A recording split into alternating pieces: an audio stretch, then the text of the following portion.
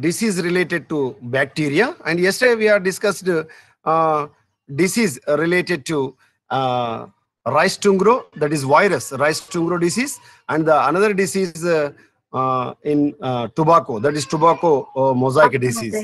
So these two are related to virus, So yesterday we are discussed about the viral diseases causing by different plants, different family members, Solanaceae family members of different plants caused by tobacco mosaic disease, and to rice tungro disease, tungro virus. The various types of the species related to virus are caused by rice tungro disease, stunted growth. Today we are going to discuss about the disease related to bacteria, that is bacterial angular leaf spot of cotton, and the second disease, bacterial blight in paddy. So these are the two diseases we are going to discuss today. Okay, shall we continue? Yeah. So first disease we are going to discuss here, that is angular leaf spot of cotton. Angular leaf spot of cotton. So this slide shows about how the cotton bolls and cotton leaves are affected, shows different patches or different spots related to our disease. Our today topic, that is angular leaf spot of cotton. Okay. Then the introduction related to our leaf spot of cotton. So this leaf spot of cotton is also we are found in bacterial blight, is found in all the major cotton producing areas of the world. Not only in India, all over the world. Whenever they are cultivating cotton crops, the countries are affected by this disease. However, it remains potentially important disease because of the variability of the pathogen and the appearance of new races. So this disease depends upon the various species, my dear friends. Only the species, not only a single species caused by this disease. So different species able to infect the disease on the leaves of the cotton. The main cause of yield loss is the blackcurrant. Blackcurrant symptom, which results from the loss of the fruiting branches.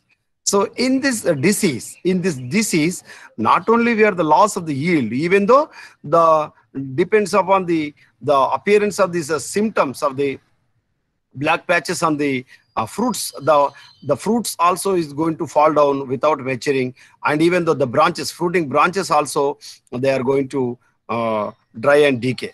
Then the ball rot means we can say that the fruits of the cotton we can call as cotton bolls, cotton bolls. So the ball rot can occur when the bacterium is introduced through the carpel wall on the stylet of insects, such as species of Discus. Okay, this is the species caused by this ball rot.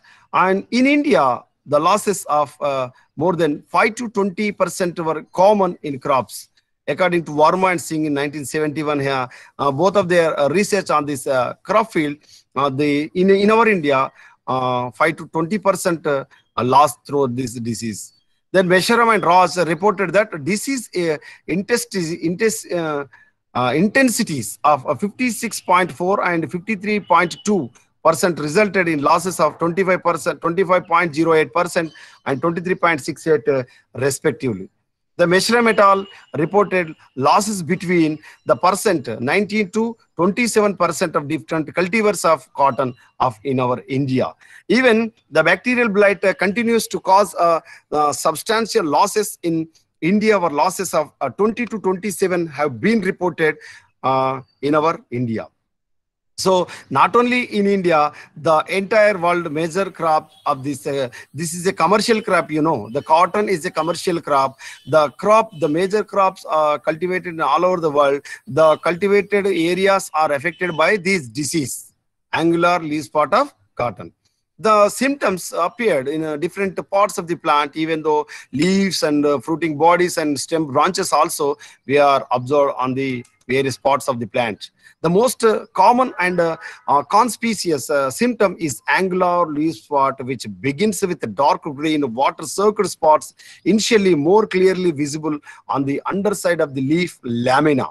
The spots are angular in shape, being delimited by the smaller veins. Here, what we observed, the first symptom we are observed whenever these bacterial blight or this pathogen attack on the plant or a healthy plant, the leaves is going to the shows the angular leaves model. Even though the green patches and different spots we are observed on the underside or lower surface of the epidermis of the leaf lamina or leaf blade. So the spots are angular in shape, even the being limited by the smaller veins. Even the veins are also affected by this disease. Then whenever the spots are older, the older spots become dark brown or black and are visible on the upper surface of the leaves. Even though the lower surface, the the disease in early stages, we are observed the lower surface of the leaf lamina, wherever the older spots become dark brown, we are and are visible or appearance on the upper surface of the leaves. The angular spots may be few in number in more resistant host material, but on susceptible cultivars, they can cover much of the leaf, causing chlorosis followed by necrosis and distortion of the lamina. Here, what we observed in this disease, we are observed chlorosis. Chlorosis means the colorless green color is going to loss. We can call it as chlorosis.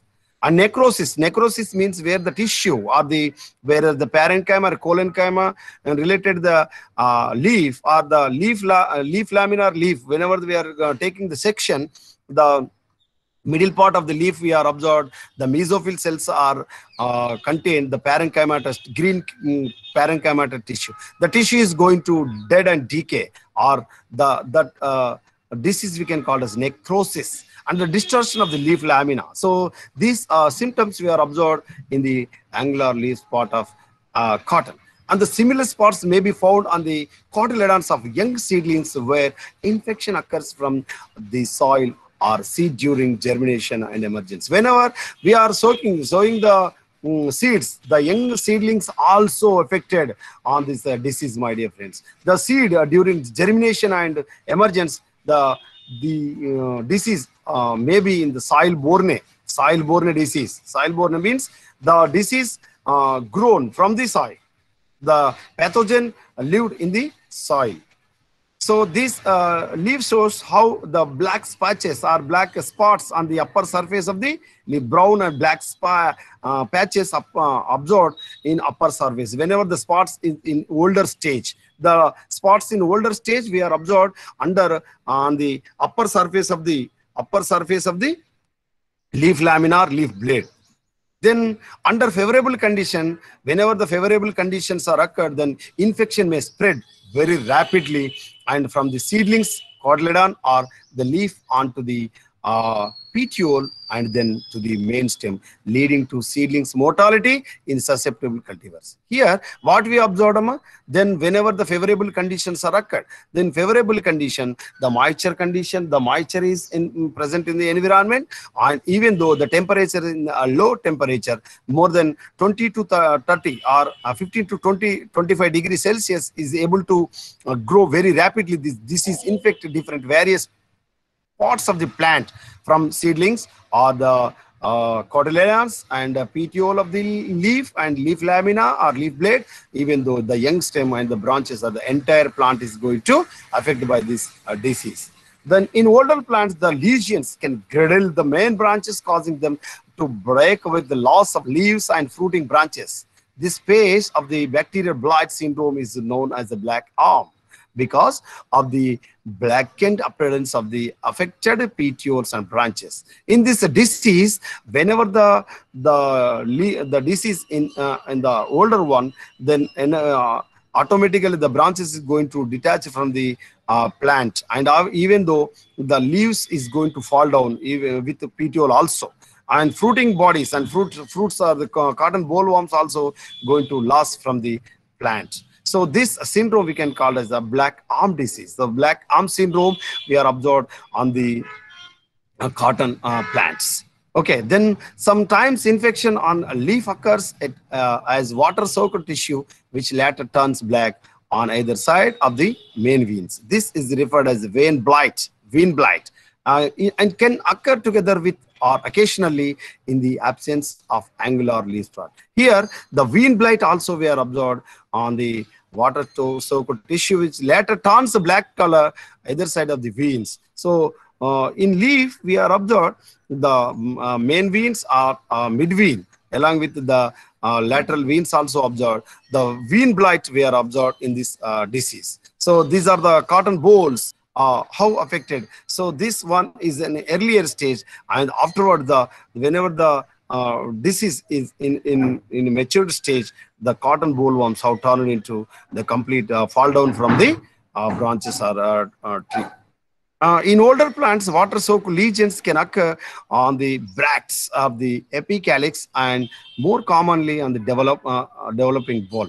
Whenever the bacterial ball rot begins as roughly spherical water-soaked spots on the ball means cotton ball surface, which can expand to below the more than 1 centimeter in diameter, and susceptible cultivars become black as they age and penetrating the ball cortex to cause internal ball rot. The blight bacterium can also be introduced into the young ball during feeding on the seed by the cotton stainer. That is a Dysdraxus species. This causes the lint to become stained yellow or brown and sometimes lead into internal ball rot. So whenever this blight is going to the bacterium also introduced to the young ball, the bollworms, the cotton bolls is going to become the lint. Lint means, you know, lint, the white colored internal thread-like structures, you know. So that we can call as lint.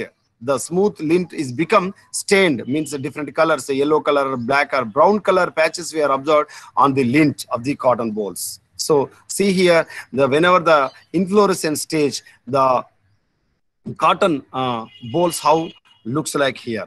So the leaf symptoms we are observed, the list of symptoms observed on the fruit, leaves and stems. Here, the fruit lesions, the black or brown color, then fruit lesions, even the scab or pitting region we are observed, and leaves, abnormal colors, the abnormal forms, and even the abnormal patterns also observed. The necrotic areas also observed on the surface, whether the lower surface, even though upper surface of the leaves.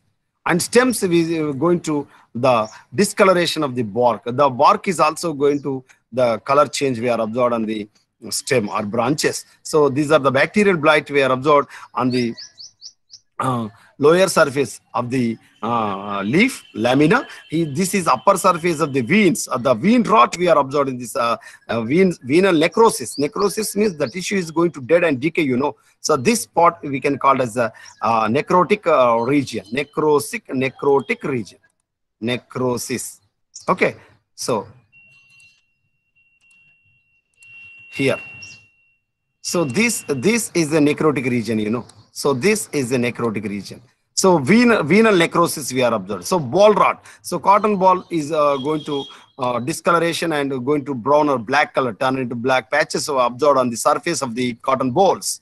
Here, the leaf lamina angular, the leaf is, normal leaf is going to the curled leaf. Curled leaf we are observed. The leaf we can call as angular leaf spots. The spots are observed on the surface of the leaf. So these are the some of the patches or spots we are observed on the surface of the cotton bolls and leaves. Are you visible? This slide is visible. Yes, sir. Yes, sir. Yeah. Yes, sir. Then so whenever the seedlings is affected, the seedlings are affected. These angular leaf spot of cotton or even the bacterial blight, then automatically the seedlings is going to discoloration, and even though the younger stage, the plant is going to die. Here you are observed these gossypium species, different gossypium species. So the causal organism, which is the pathogen for this angular leaf spot of cotton, the main causal organism is Xanthomonas axanopodas malvacearum. So Xanthomonas malvacearum is the bacteria which is responsible for this angular leaf spot of cotton. So this is Xanthomonas axonopodus plant variety. PV means plant variety malvacearum. So this bacteria is a gram negative bacteria type, and this gram negative bacteria is a motile form. You know why? Because they have the flagella, and the bacteria is a rod-shaped bacteria, and which is non-spore forming bacterium, and with a single polar flagellum. Single polar flagellum contain on this Xanthomonas bacteria. And the classification of this bacteria, the taxonomic position of this bacteria is kingdom bacteria, phylum, proteobacteria, and class gamma proteobacteria, and order Xanthomonidales, family Xanthomonidaceae, genus Xanthomonas, species Axonopodis, plant varieties Malvacearum. Why we can call it as Malvacearum, my dear friends? Malvacearum means the cotton belongs to Gossypium herbaceum, Gossypium hirsutum, Gossypium arborum. These are the plants or the species belongs to Malvaceae family. So our cotton plant belongs to Malvaceae family. That's why the Xanthomonas axonopodis species belongs to the plant variety Malvacearum. So on the base of the plants related to family, Malvaceae family, this plant variety is Malvacearum. So this Axonopodus Malvacearum in the culture, in the laboratory, looks like this color. Looks like this color. Then the host plant species affected, the Ceiba pentandra, not only in Malvaceae, not only in cotton plants, and also, my dear friends, Ceiba pentandra. So we can also call as copac plants. So Ceiba pentandra, Gossypium arboreum, that is cotton, Gossypium barbadense, Galini cotton, Gossypium herbaceum, short staple cotton, Gossypium hirsutum, bourbon cotton, and Jatropha curcas, Jatropha. So Jatropha is mainly in our India, and some governmental organizations and non-governmental organizations also motivate the farmers, or whenever the dry lands are not cultivated lands, this Jatropha is going to cultivate it. Why? Because the Jatropha used as a Jatropha seeds are used as a biodiesel, you know. So Jatropha curcas. So Jatropha curcasa seeds can give the diesel for the fuel for the all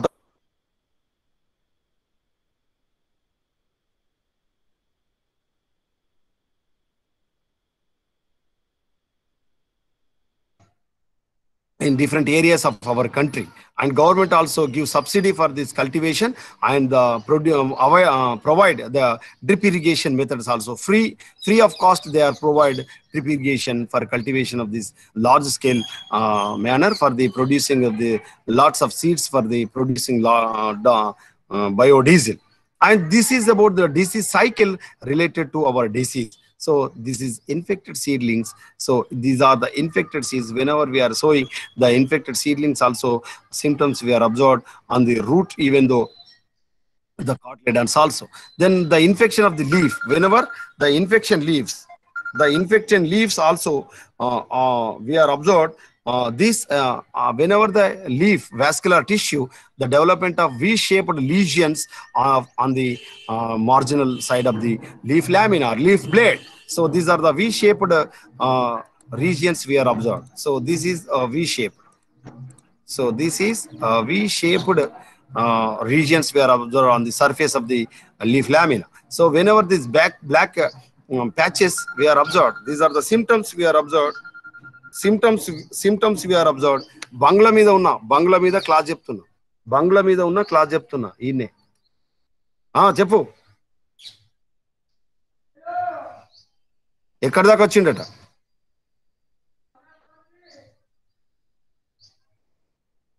సరే చేస్తా.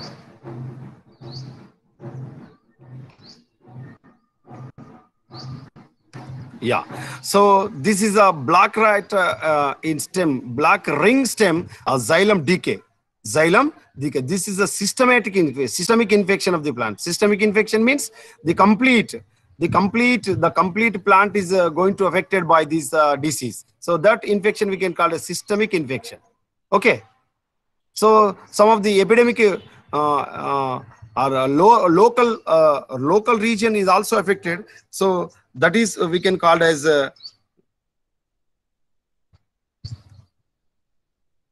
so the complete plant is going to affect it. This is we can call as systemic infection.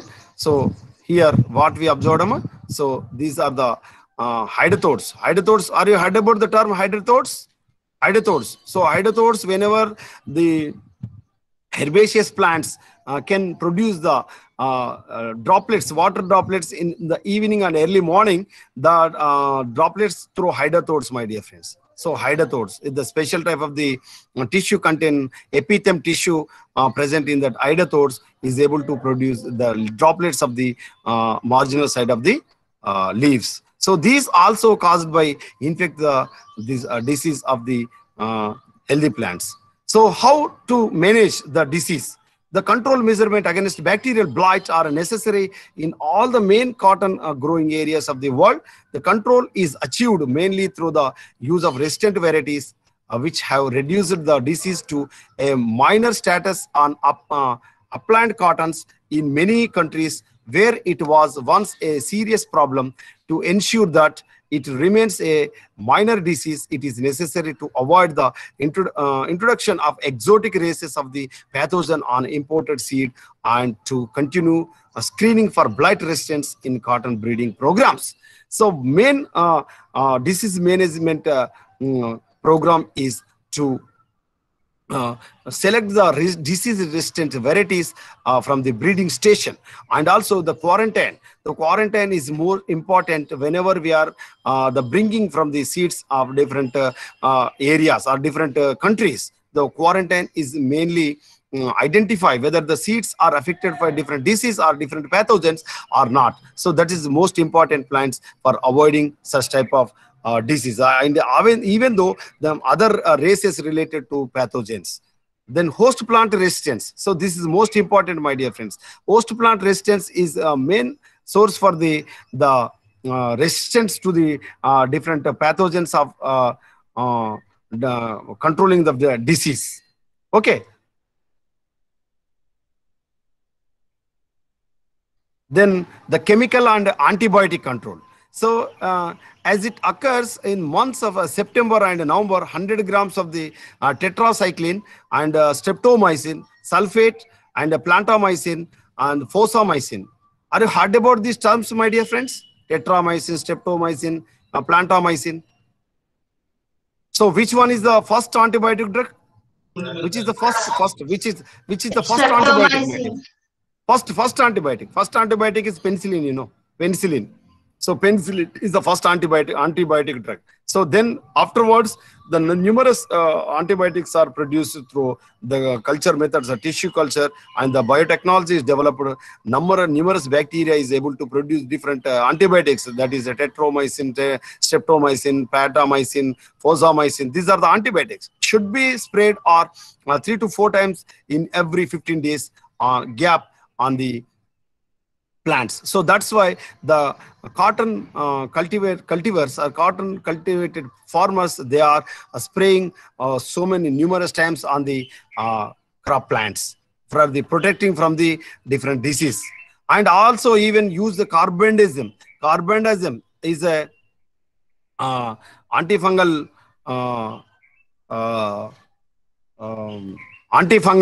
chemical or pesticide is 3 to 4 kg, 3 to 4 grams per kg of the seed eliminates seed-borne inoculum. Seed-borne inoculum. Whenever we are sowing of the seeds are treated with this carbendazim. It is very, very useful for the eliminating of this disease.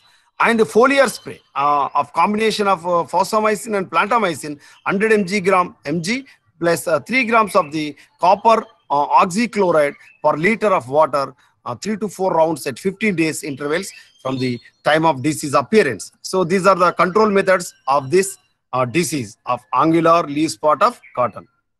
Now we are going to discuss about the another disease, that is bacterial blight of paddy. So in our country, the major food source, the major food crops, cereal crop, that is paddy. Is it right or not? in the whole world, China, after China, the highest producer, highest cultivation of the field, or highest cultivation of the main food or grains, that is paddy. Are you accept or not? So Sir, cotton is a commercial crop. Cotton is not edible crop. Cotton is only useful for in the field of medicine, or in the field of health department, and also use different making of the cushions, and some of the other coils are different, not edible crop of the cotton. Whereas this paddy is a edible crop, so that's why this is very, very important for the protecting from different diseases, whether the viral diseases or fungal diseases or bacterial diseases. So in this chapter, or in this topic, we are discussing about the how the bacterial blight is affecting of the on the crop field of the paddy, and the symptoms occurred or appearance in the which type of the pots, and what is the causal organism related to our bacterial blight, how disease cycle is shown on the which type it's taken, and how to control this disease in this topic, my dear friends. And the host plant is rice. What is the botanical name of the rice, my dear friends? What is the botanical name? Oryza Rice. sativa. Very good. Oryza sativa is our rice or paddy. So Oryza sativa is our paddy. The causal organism of this bacterial blight of the paddy, that is Xanthomonas oryza. In earlier study, that is angular leaf spot of cotton is caused by Xanthomonas axenopodas plant varieties Malvacearum. But here, the Xanthomonas oryza means Oryza sativa. The main crop plant, that is Oryza sativa. That's why this causal organism we can call as Xanthomonas oryza. Okay, so in this oryza, the bacterial blight is a very common and widespread disease of paddy in Asia. Not only in Asia, the major crop field cultivated area, this bacterial blight is effect on the croplands. The disease was first reported from Japan in 1881. So Japan. In India, the disease was first reported in 1951 from Bombay. So in Bombay, first identified. The symptoms in bacterial blight in paddy, we are observed it is a foliar disease. Folia means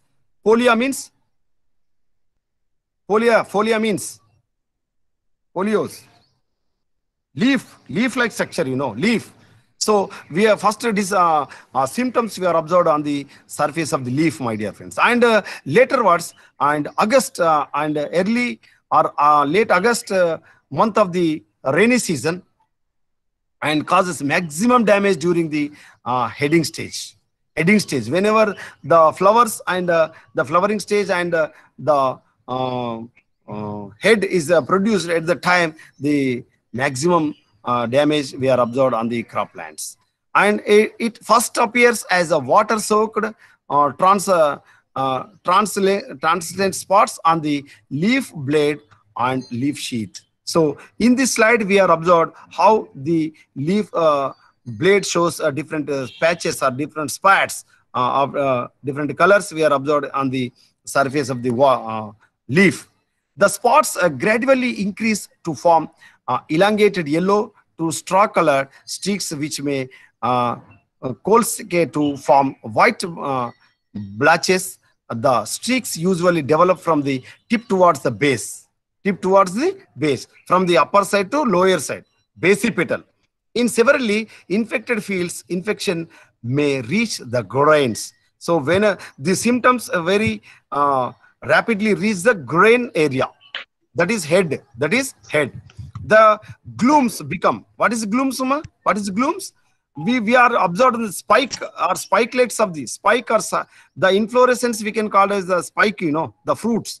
The inflorescence are spike, the spike or spikelets contain these glooms. Though the glooms become discolored and water-soaked spots developed on the glooms.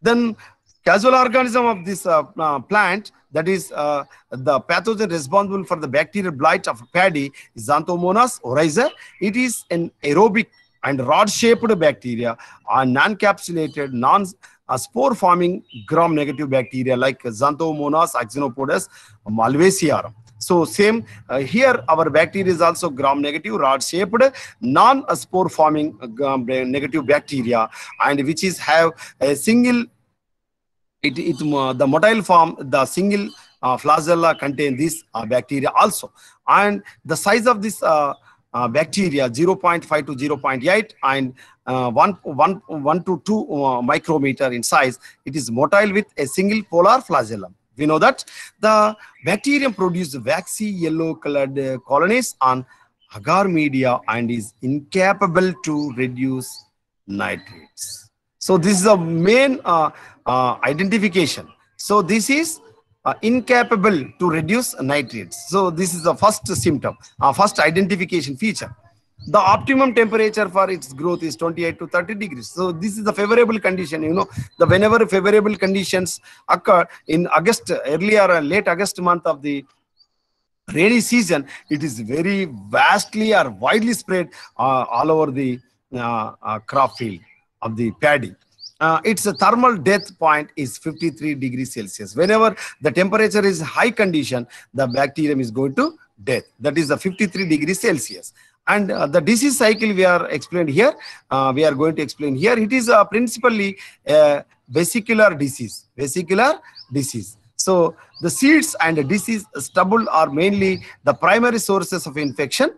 The primary sources of infection in seeds, my dear friends.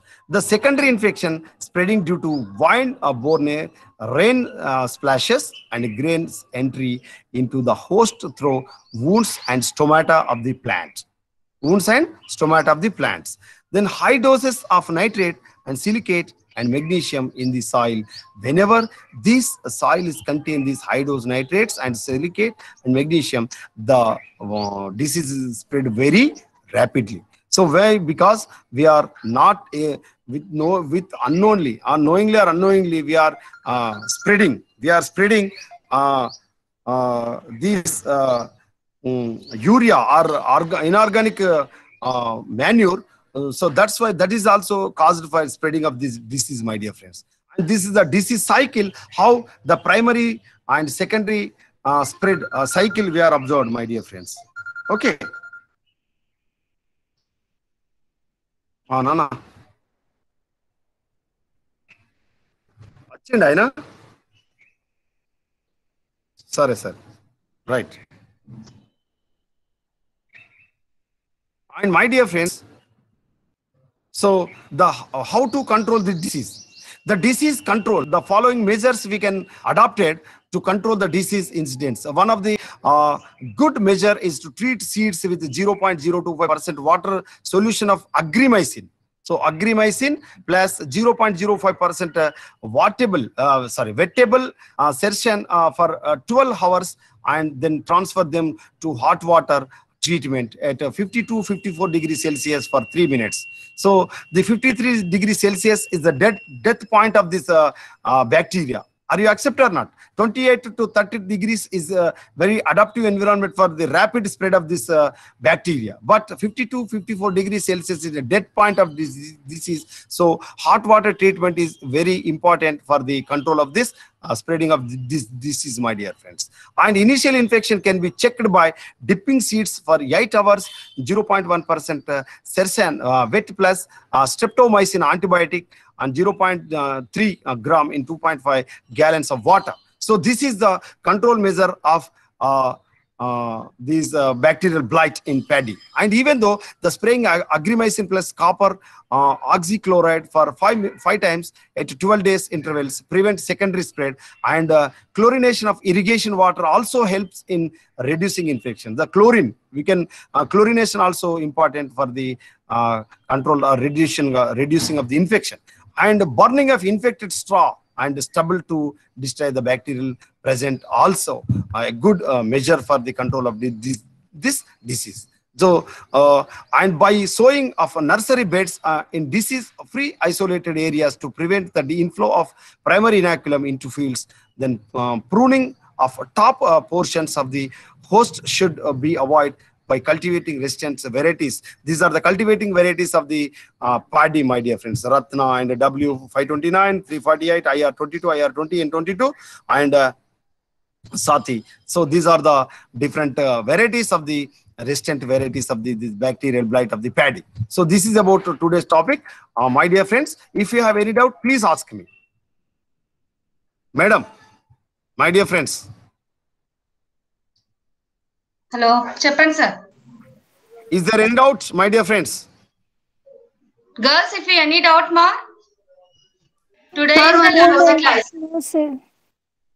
Okay, my dear friends, I am with very much of a pleasure and happy because of the this pandemic situation. Corona is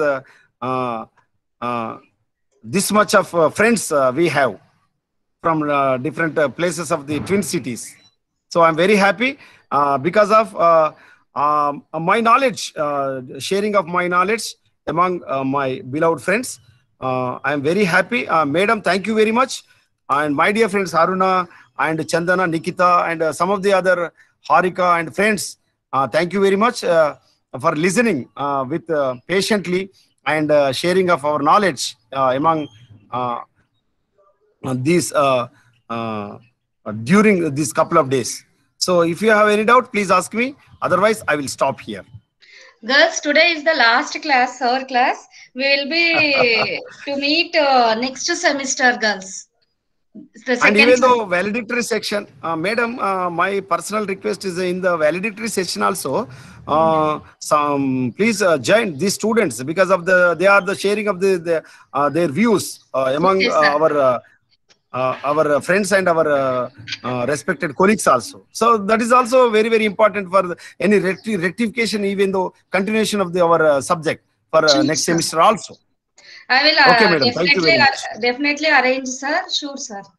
Girls, if you Okay, any madam. doubt, Thank you. say, sir. Thank you, girls. Thank you, sir. Very much, Okay. sir. Thank you, Thank sir. you. Thank you so much, Thank sir. Thank you, sir. Okay. This much of greetings. I'm very, very wholeheartedly thankful to you, my dear friends. Definitely, we will meet in physically in our college also. I will come to our college, that is RBVR Reddy Women's College, one of the prestigious college. Definitely, we will meet. And even though we will meet in our Google Meet for next semester also. Thank you very much. Thank you, sir. Thank you, sir. Thank you, sir. Girls, did you really enjoy the class? Yes, Yes, ma'am. ma'am. Yes, ma'am. Yes. Okay, thank you, girls.